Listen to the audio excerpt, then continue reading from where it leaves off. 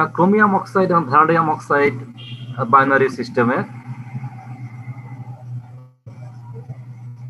Equilibrium diagram গুলো কেমন হয় সেটা জানানোর জন্য শুধুমাত্র আমি এখানে এটা দিয়েছি। এই ধরনের ডায়াগ্রাম নিয়ে আমরা পরবর্তীতে আলোচনা করব। তার আগে আমরা জেনে নিব যে বেসিক জিনিসগুলো জানাবো ইকুইলিব্রিয়াম ডায়াগ্রামের। দেখো এখানে ক্রোমিয়াম এবং ভ্যানাডিয়াম অক্সাইড আছে। সংক্ষেপে এই ডায়াগ্রাম সম্পর্কে বলে নিই আমি। বাম পাশে ভ্যানাডিয়াম অক্সাইড লিখে আছে, তার মানে এখানে ভ্যানাডিয়াম অক্সাইড 100%, শুধু ভ্যানাডিয়াম অক্সাইড আছে। ডান দিকে বলা আছে ক্রোমিয়াম অক্সাইড, তার মানে এখানে 100% ক্রোমিয়াম অক্সাইড, কোনো ভ্যানাডিয়াম অক্সাইড নাই। যদি 20 তে দেখো, বাম পাশে 20 তে এখানে ভ্যানাডিয়াম অক্সাইড হচ্ছে 80%, 20% ক্রোমিয়াম অক্সাইড। যদি 40 তে দেখো তাহলে এখানে 40% ক্রোমিয়াম অক্সাইড, 60% ভ্যানাডিয়াম অক্সাইড। এখানে কম্পোজিশন দেওয়া আছে এবং এই কম্পোজিশনটা দেওয়া আছে মোল পার্সেন্টে। আর মাঝখানে যে 40 এবং 60 মাঝখানে এখানে লেখা আছে 1:1, তাহলে 50-50 করে ভ্যানাডিয়াম অক্সাইড এবং ক্রোমিয়াম অক্সাইড একেবারে সমান পরিমাণে যদি থাকে, সেটা হচ্ছে মাঝখানে পজিশনে। দেখো এখানে টেম্পারেচারের সাপেক্ষে কিভাবে এই যে কম্পোজিশন এবং টেম্পারেচার সাপেক্ষে তার যে ফেজের পরিবর্তন হচ্ছে, তার একটা ডায়াগ্রাম এখানে আছে। এই ডায়াগ্রাম থেকে আমরা জেনে নিতে পারি কোন টেম্পারেচারে কোন কম্পোজিশনে ওখানে কি কম্পাউন্ড থাকবে। সেটা সলিড সলিউশন থাকবে, নাকি কয়েকটা ফেজ থাকবে, নাকি এটা লিকুইড থাকবে। এটা আমরা এই ডায়াগ্রাম থেকে একেবারে নিখুঁত ভাবে জেনে নিতে পারি। এটা হচ্ছে ফেজ ইকুইলিব্রিয়াম ডায়াগ্রাম। এখানে একটা উদাহরণ দিয়ে তোমাদেরকে আমি দেখালাম। আমরা পরবর্তীতে এই ধরনের অনেক ডায়াগ্রাম বিশদ আলোচনা করব। স্যার, হলো ফেজ ইকুইলিব্রিয়াম ডায়াগ্রাম কি করে ড্র করা হয়।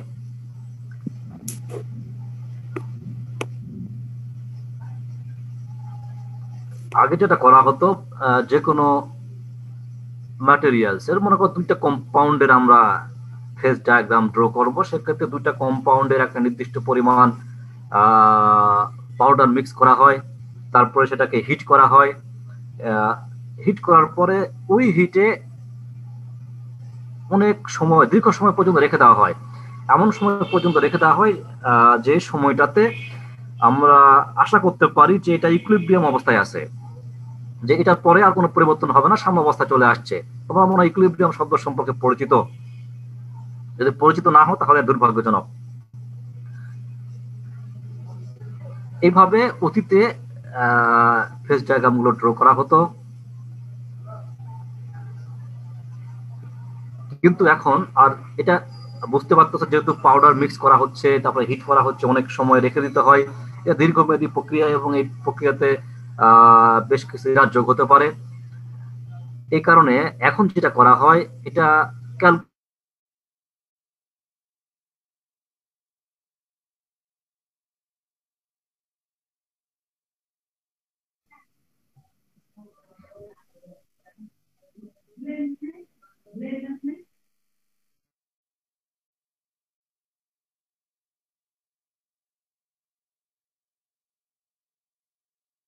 হয় থার্মোডাইনামিক ডাটা ব্যবহার করে, এবং এটা বলে calculated phase diagram. Melting temperature থেকে আমরা যদি একটা কম্পাউন্ড নিয়ে আলোচনা করি, তাহলে সেটা মেল্টিং টেম্পারেচার তো অবশ্যই পাবো।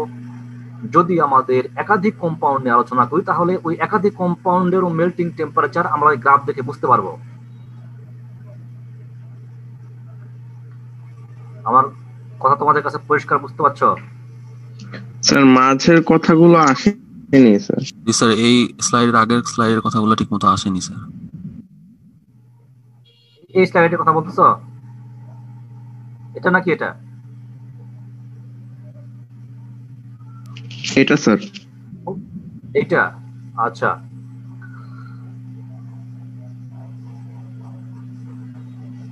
আমাদের যে ফেজ ইকুইলিব্রিয়াম ডায়াগ্রাম আমাদের এটা ড্র করতে হবে। কি করে ড্র করব? অতীতে যেটা করা হতো, পাউডারকে মিক্স করে নেওয়া হতো।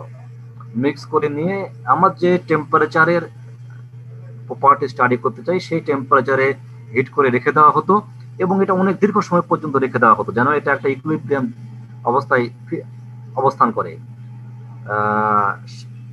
যদি সাম্যাবস্থা থাকে, তখন তার প্রপার্টিজ নিয়ে আমরা ওই গ্রাফে সে পয়েন্টটা বসিয়ে বিভিন্ন দীর্ঘমেয়াদী প্রক্রিয়া, এবং এখানে অনেক ভুল থাকার সম্ভাবনা আছে। এর পরবর্তীতে যে করা হয় সেটা সফটওয়্যারের মাধ্যমে করা হয়। আমরা জানি থার্মোডাইনামিক যে ডাটাগুলো আছে সেগুলো ব্যবহার করে ক্যালকুলেটেড ফেজ ডায়াগ্রাম আমাদের নির্ণয় করা হয় সফটওয়্যারের মাধ্যমে। এটা বর্তমানে প্রচলিত।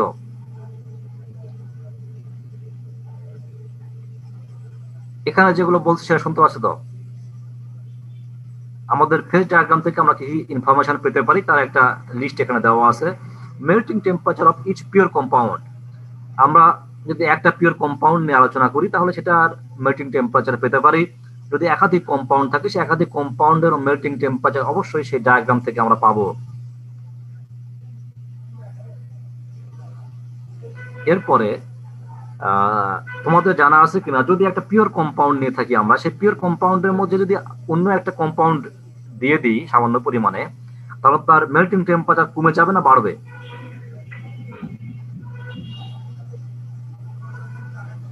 কমে যায়। কমে যায়, হ্যাঁ। এখন বলা হচ্ছে যে এই ডায়াগ্রাম থেকে আমরা একটা কম্পাউন্ডের মেল্টিং টেম্পারেচার জানলাম। এখন ওই কম্পাউন্ডের মাঝে সাপোজ আমরা 20% অ্যাড করলাম, তাহলে সে কতটুকু মেল্টিং টেম্পারেচার রিডাকশন হবে সেটা আমরা ওই গ্রাফ থেকে, ওই ডায়াগ্রাম থেকে জানতে পারবো। এবং এটা শুধুমাত্র 20% না, যে কোনো কম্পোজিশনে তার মেল্টিং টেম্পারেচার কতটুকু কমে যাচ্ছে সেটা আমরা ওই ডায়াগ্রাম থেকে জানতে পারবো। এরপর আসা যাক the interaction of two compounds. এখন আমরা দুইটা কম্পাউন্ড নিলাম, যেমন ওখানে ভ্যানাডিয়াম অক্সাইড বা ক্রোমিয়াম অক্সাইড, এরকম দুটা কম্পাউন্ডকে নিয়েছি। নেওয়ার পর একটা নির্দিষ্ট কম্পোজিশনে, suppose that this is 40-60 ratio, 4:6 রেশিওতে এইটার মধ্যে ইন্টারাকশনটা কেমন হবে? এটা কম্পাউন্ড ফর্ম করবে, নাকি এটা সলিউশন হবে, নাকি এটা আলাদা ফেজে থাকবে, নাকি কিছুই হবে না, সহাবস্থান করবে? এই ধরনের ইনফরমেশন, তো দুটো কম্পাউন্ডের মধ্যে ইন্টারাকশন, সেটাও আমরা জানতে পারি। এখানে উদাহরণ দেওয়া আছে, যেমন সিলিকন অক্সাইড এবং অ্যালুমিনা যদি যোগ করা হয় তাহলে এটা থার্ড কম্পাউন্ড একটা মালাইট যেটা বলা হচ্ছে আমাদের অ্যালুমিনিয়াম অক্সাইড সিলিকা অক্সাইড, এটাকে ফর্ম করবে কিনা ওই কম্পোজিশনে সেটা আমরা জানতে পারবো। এটা উদাহরণ দিয়ে বলা হচ্ছে। তারপরে বলা হচ্ছে the presence and degree of solid solution. তোমরা কি সলিড সলিউশন সম্পর্কে জানো? সলিড সলিউশন কি?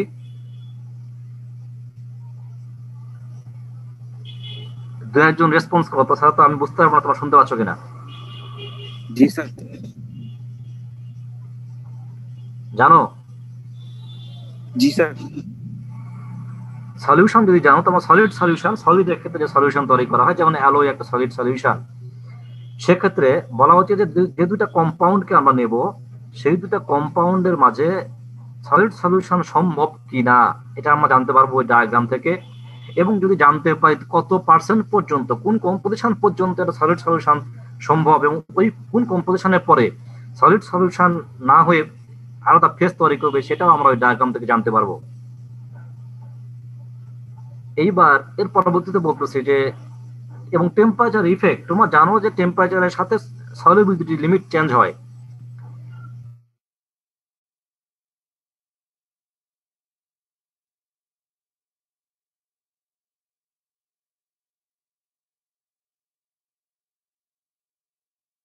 কোন টেম্পারেচারে আমাদের সলিবিলিটি লিমিট কত পর্যন্ত, এটাও আমরা এই ডায়াগ্রাম থেকে জানতে পারি।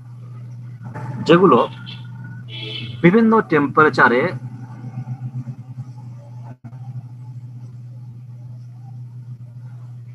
বিভিন্ন ক্রিস্টাল স্ট্রাকচার শো করে, এটাকে বলে পলিমর্ফ।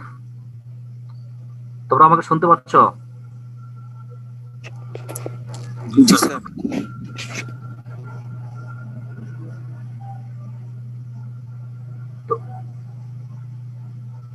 যদি কোনো ম্যাটেরিয়ালস, কোনো কম্পাউন্ড একটা ক্রিস্টাল স্ট্রাকচার থেকে অন্য ক্রিস্টাল স্ট্রাকচারে চলে যায়, কোন নির্দিষ্ট টেম্পারেচার, কোন টেম্পারেচারে যাবে এটাও আমরা ওই ডায়াগ্রাম থেকে জানতে পারবো। এরপরে আসে the amount and composition of liquid and solid at specific temperature and composition. একটা নির্দিষ্ট টেম্পারেচার নিলাম এবং একটা নির্দিষ্ট কম্পোজিশন এবং টেম্পারেচার ফিক্সড করে দিলাম আমরা। ফের নির্দিষ্ট করে দেওয়ার পরে ওই কম্পোজিশন এবং টেম্পারেচারে কতটুকু সলিড এবং কতটুকু লিকুইড থাকবে সেটাও আমরা ওই ডায়াগ্রাম থেকে জানতে পারবো। এরপরে আসা যাক, যদি কোনো টেম্পারেচারে দুইটা লিকুইড ফেজ থাকে, যে ফেজগুলো নিজেদের মধ্যে ইমিসিবল, সেটাও আমরা ডায়াগ্রাম থেকে জানতে পারবো। তোমরা মনে হয় বুঝতে পারছো যে ডায়াগ্রামটা কত শক্তিশালী। আমরা একটা সিঙ্গেল ডায়াগ্রাম, একটা নির্দিষ্ট গ্রাফ থেকে কতগুলো ইনফরমেশন পেতে পারি। একটা ম্যাটেরিয়ালস এর ফেজ সম্পর্কে জানতে পারি, তার কম্পোজিশন জানতে পারি, তার কি ফরম্যাট থাকবে, তার ফর্মটা কি হবে, তার কিসের স্ট্রাকচার কি থাকবে, তার সলিড সলিবিলিটি কি থাকবে, আমরা সকল তথ্য সেখান থেকে জানতে পারি। সুতরাং ফেজ ইকুইলিব্রিয়াম ডায়াগ্রাম কোন ম্যাটেরিয়াল স্টাডি করার জন্য কত গুরুত্বপূর্ণ তোমরা নিশ্চয়ই বুঝতে পারছো। এখন আসা যাক ফেজ ইকুইলিব্রিয়াম কি। ফেজ ইকুইলিব্রিয়াম মূলত থার্মোডাইনামিক্স এর যে সূত্রগুলো আছে সেগুলো দিয়ে ব্যাখ্যা করা হয়ে থাকে এবং বলা হয় দি condition when the free energy in the system is minimum for a particular set of external conditions. External condition বলতে কি বোঝাচ্ছে? টেম্পারেচার, প্রেসার, এগুলো হচ্ছে এক্সটার্নাল কন্ডিশন। নির্দিষ্ট টেম্পারেচার, নির্দিষ্ট প্রেসারে যখন কোনো সিস্টেমের ফ্রি এনার্জি সর্বনিম্ন হবে সেইটাকে আমরা বলতেছি ইকুইলিব্রিয়াম কন্ডিশন। ক্লিয়ার? জি স্যার। এইবার আসা যাক, বলা হচ্ছে যে যদি আমরা এক্সটার্নাল যে কন্ডিশন যেমন টেম্পারেচার অথবা প্রেসার এগুলো যদি চেঞ্জ না করি তাহলে ওই ইকুইলিব্রিয়াম কন্ডিশনটা সারা জীবন থেকে যাবে, ইনফিনাইট টাইম, অসীম কাল পর্যন্ত ওরকমই থাকবে। কিন্তু যদি আমরা কোনো এক্সটার্নাল কন্ডিশন চেঞ্জ করি যেমন কম্পোজিশন, টেম্পারেচার অথবা প্রেসার যদি চেঞ্জ করি তাহলে ভিতরের সিস্টেম চেঞ্জ হবে এবং নতুন ইকুইলিব্রিয়াম গঠন করবে।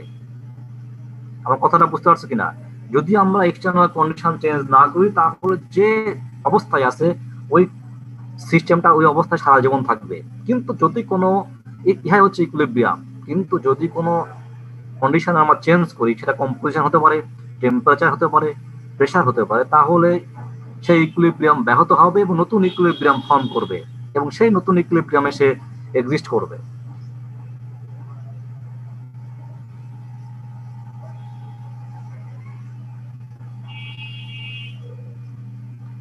বলা হচ্ছে যে ফ্রি এনার্জি এবং ম্যাটেরিয়ালের কম্পোনেন্ট সিস্টেমে কিভাবে এক্সিস্ট করে এটা ম্যাথমেটিক্যালি আমরা এক্সপ্রেস করতে পারি। আর জি যেটা বলা হচ্ছে গিভস ফ্রি এনার্জি, এটা পিভি মাইনাস ডিএস। তোমরা এই ইকুয়েশনের সাথে পরিচিত সম্ভবত আগে থেকে থার্মোডাইনামিক্সে পড়েছো। P is the pressure of the system, V is the volume of the system, T is the absolute temperature, is the entropy. এখানে মিউ আই বলতে বোঝাচ্ছে chemical potential of the ith component. I বলতে মনে করে পঞ্চম component ক্ষেত্রে আমরা বলি ফিফথ কম্পোনেন্ট, সে হয় বলা হচ্ছে আইথ কম্পোনেন্ট, এবং এক্স বলা হচ্ছে মোল ফ্র্যাকশন।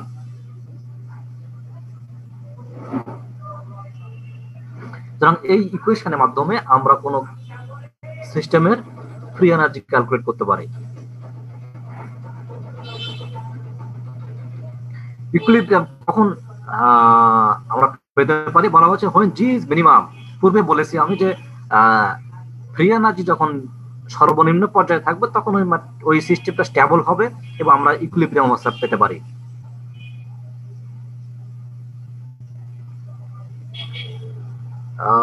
বলা হচ্ছে প্র্যাকটিক্যাল কেসে যেগুলো সাধারণত হয় সেগুলো প্যারামিটার গুলো কি হতে পারে? Temperature, pressure and concentration of the components. কিন্তু কিছু ক্ষেত্রে দেখা যায় the presence of an electric, magnetic or gravitational field or surface forces can also influence the state of equilibrium. সাধারণত কমন যে প্যারামিটার সেটা হচ্ছে টেম্পারেচার, প্রেসার এবং কম্পোজিশন, কিন্তু এই তিনটার বাইরে আরো কিছু প্যারামিটার আছে যেগুলো সচরাচর হয় না কিছু নির্দিষ্ট সিস্টেমের জন্য। এটা যেমন ইলেকট্রিক ফিল্ড, ম্যাগনেটিক ফিল্ড, এটা ওই ইকুইলিব্রিয়ামের উপরে প্রভাব ফেলতে পারে।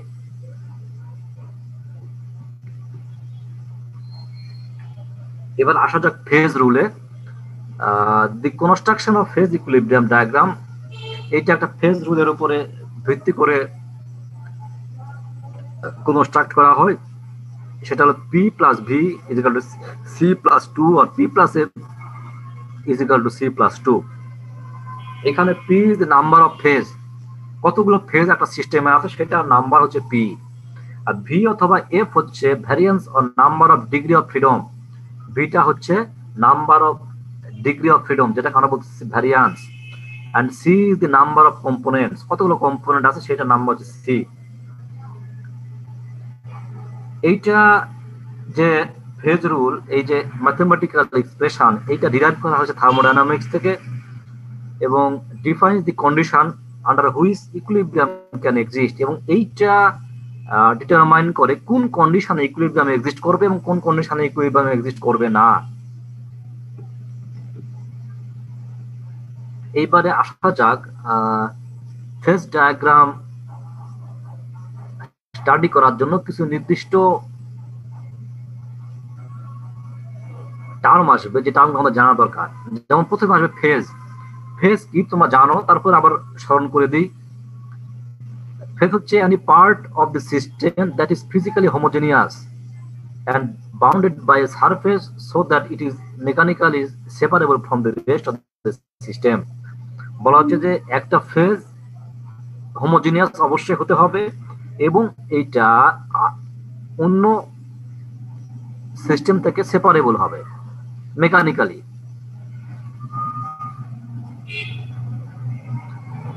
ফেজের উদাহরণ কেমন হতে পারে? গ্যাসিয়াস ফেজ হতে পারে, লিকুইড ফেজ হতে পারে, সলিড ফেজ হতে পারে। এগুলো এক একটা স্টেটস, এগুলো একটা ফেজ নির্দিষ্ট করে এবং লিকুইড ফেজের মধ্যে আলাদা আলাদা ফেজ থাকতে পারে। যেমন আমরা যদি ওয়াটার এবং অয়েলকে একসাথে করি তাহলে দেখা যাবে দুইটা ফেজ হবে, দুইটাই লিকুইড কিন্তু সেটা ফেজ হবে আলাদা। তেমন সলিডের ক্ষেত্রে আলাদা ফেজ থাকতে পারে।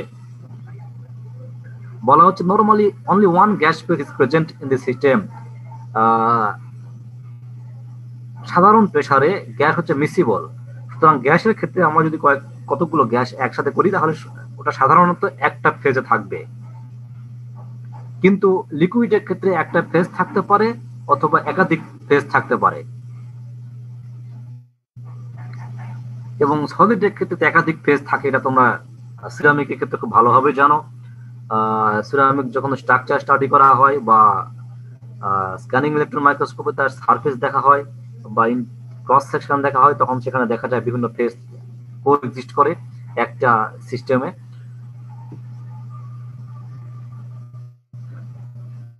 আমরা কিছু না বললাম কম্পোনেন্ট। কম্পোনেন্টটা কি? বলা হচ্ছে smallest number of independent variable chemical constituent necessary and sufficient to express the composition of each phase present। যতগুলো ফেজ আছে সেই ফেজের কম্পোজিশন সেটাকে প্রকাশ করবে সুনির্দিষ্টভাবে এবং পর্যাপ্তভাবে, যে স্মলেস্ট অ্যামাউন্ট, যত ক্ষুদ্র পরিমাণ কিন্তু তার সত্যতা প্রকাশ করতে পারবে, এটাকে আমরা বলছি কম্পোনেন্ট। আর ভ্যারিয়েন্সটা কি? ভ্যারিয়েন্স বলছে the number of intensive variables, কতগুলো ভ্যারিয়েবলস আছে সেটাকে বলছি আমরা ভ্যারিয়েন্স। যেমন টেম্পারেচার, প্রেসার এন্ড কনসেন্ট্রেশন, এইটাকে বলা হচ্ছে ভ্যারিয়েন্স।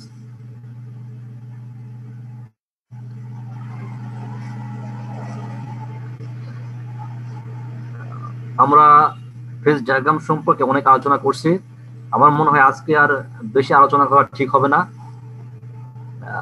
তোমাদের যদি কোনো প্রশ্ন থাকে আজকে যে যতটুকু ক্লাস নেওয়া আমি এই সম্পর্কে, তাহলে এখন বলে ফেলো।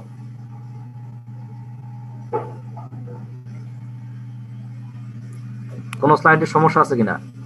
স্যার একদম ফার্স্ট স্লাইডে যে স্যার একটা ডায়াগ্রাম বুঝিয়েছিলেন স্যার, ওটা যদি একটু আরেকবার বলতেন ভালো হতো। আচ্ছা আমি যাচ্ছি ওখানে। এটা কথা বললা স্যার এটা আগের স্লাইডটা। এটা আমি তো ডায়াগ্রাম তো এখানে একটাই আছে। জি স্যার এটাই স্যার। হ্যাঁ হ্যাঁ ঠিক আছে। এটা আজকে আমার পড়ানোর উদ্দেশ্য না, এটা আমি দিয়েছি তোমাদেরকে দেখানোর জন্য ফেজ ডায়াগ্রামটা কেমন হয়।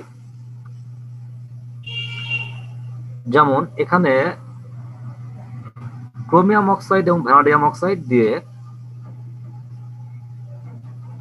একটা সিস্টেমের আমরা ফেজ ডায়াগ্রাম উদাহরণস্বরূপ দেওয়া আছে। এখানে দেখো বাম পাশে ভ্যানাডিয়াম অক্সাইড আছে,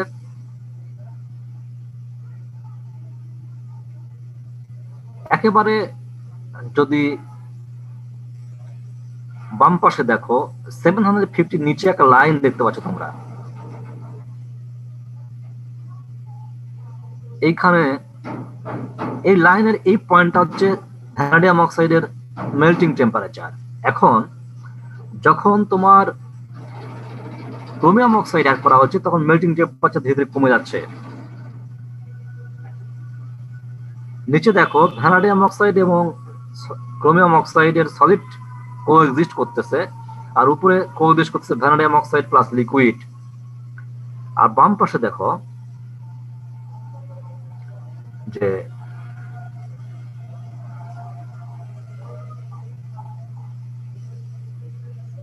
এই ডান পাশে ক্রোমিয়াম অক্সাইডের মেল্টিং টেম্পারেচার দেখো একেবারে অনেক উপরে, কিন্তু যখন ভ্যানাডিয়াম অক্সাইড অ্যাড হচ্ছে তখন সেই মেল্টিং টেম্পারেচার ধীরে ধীরে কমতেছে। এই গ্রাফ থেকে আমরা বুঝতে পারি যে কোন কম্পোজিশনে এর মেল্টিং টেম্পারেচার কতটুকু, যে আমরা পূর্বে বলেছি ডায়াগ্রাম থেকে আমরা এই তথ্যগুলো পেতে পারি। একটা উদাহরণ দিলাম মেল্টিং টেম্পারেচারের। এইবার দেখো সাপোজ দ্যাট লেফট সাইডে দেখা আছে 40% ক্রোমিয়াম অক্সাইড, মানে 60% ভ্যানাডিয়াম অক্সাইড। এই কম্পোজিশনে যদি 500 ডিগ্রি সেলসিয়াস বিবেচনা করো তাহলে কি থাকতে পারে? এখানে থাকবে ভ্যানাডিয়াম অক্সাইড এবং ক্রোমিয়াম অক্সাইড দুই ফেজে তুমি পাবা। কিন্তু যদি এটা হয় 1250 ডিগ্রি সেলসিয়াসে তাহলে লিকুইড ফেজে থাকবে, তার মানে vanadium oxide chromium oxide liquid phase পাবো। কিন্তু যদি এটা হয় তোমার 665 ডিগ্রি সেলসিয়াস, তোমাকে দেখতে পাচ্ছ 665 ডিগ্রি সেলসিয়াস একদম মাঝখানে। জি স্যার। এখানে দেখো বলা হচ্ছে এই জায়গাতে একই কম্পোজিশন, কিন্তু এই 665 ডিগ্রি সেলসিয়াস কত কি থাকবে? এখানে ক্রোমিয়াম VO4 এটা একটা কম্পাউন্ড ফর্ম করবে, এই কম্পাউন্ড ফর্ম করবে এবং লিকুইড থাকবে। এই দুটা ফেজ ওখানে কোএক্সিস্ট করবে। তার মানে এই ডায়াগ্রাম থেকে আমরা একেবারে সব ইনফরমেশন পাবো ম্যাটেরিয়ালস, তার ইকুইলিব্রিয়াম সম্পর্কে ধারণা পাবো, তার মেল্টিং টেম্পারেচার, তার স্ট্রাকচার, তার ফেজ, কোন কম্পাউন্ডে থাকবে, তার মিক্সিবিলিটি, সলিড সলিউশন তৈরি করলে তার সলিড সলিউশনটা কি পরিমাণ থাকবে, এটা আমরা এখান থেকে বুঝতে পারি। তোমাদের কাছে কি ডায়াগ্রামটা এখনো পুরোপুরি বোধগম্য হবে না সেটা আমি জানি, কিন্তু আমি একটা প্রাথমিক ধারণা দিতে চাচ্ছি তোমাদেরকে ডায়াগ্রাম সম্পর্কে। প্রাথমিক ধারণাটুকু তোমরা অর্জন করতে পারছো কিনা?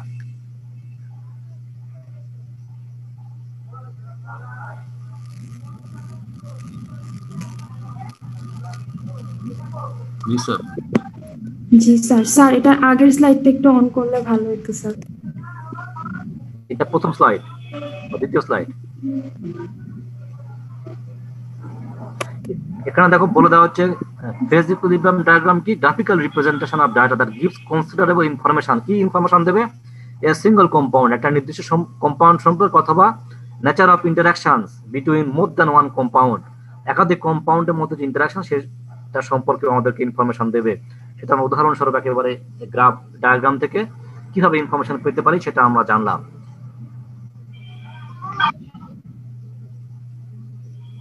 আর কারো কিছু বলার আছে, জিজ্ঞাসা করার কিছু? স্যার এই টপিক গুলো সম্পর্কে যদি আমি বিস্তারিত কোথাও থেকে জানতে চাই তাহলে কোনো বই কি সাজেশন দিবেন? এখানে দেখো আমি নিচে রেফারেন্স দিয়েছি, David W Richardson, modern ceramic engineering. এটা বলতে আমি ভুলে গিয়েছিলাম, এটা আমি মূলত এখন পড়াচ্ছি মডার্ন সিরামিক ইঞ্জিনিয়ারিং থেকে। যদি আমি আর কোনো নতুন রেফারেন্স না দিই তাহলে বুঝবো আমি বই থেকে পড়াচ্ছি। তারপরে আমি যখন নতুন ইনফরমেশন দেবো কোনো জায়গা থেকে অবশ্যই সেটা রেফারেন্স দিয়ে দেবো, তোমরা আমার কাছে শুনে নিবা। মডার্ন সিরামিক ইঞ্জিনিয়ারিং, রিচার্ডসনের বই।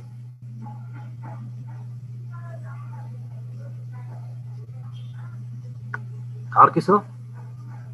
স্যার স্যার আমাদের স্যার কোর্স রেজিস্ট্রেশনের বিষয়ে স্যার কি করবো স্যার?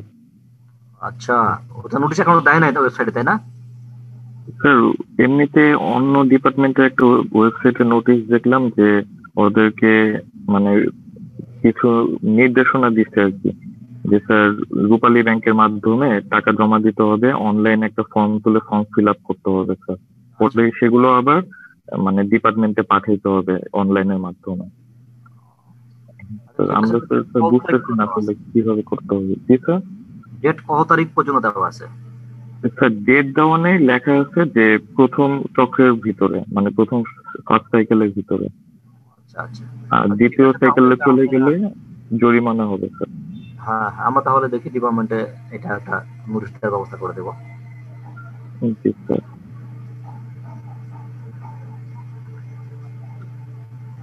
আচ্ছা ঠিক আছে, তাহলে আজকে এই পর্যন্তই। আর তোমাদের ওয়েব মেল কি তোমরা পাইছো? RUET web mail? জি স্যার, ওয়েব মেল পেয়েছি স্যার। আচ্ছা আচ্ছা ঠিক আছে তাহলে।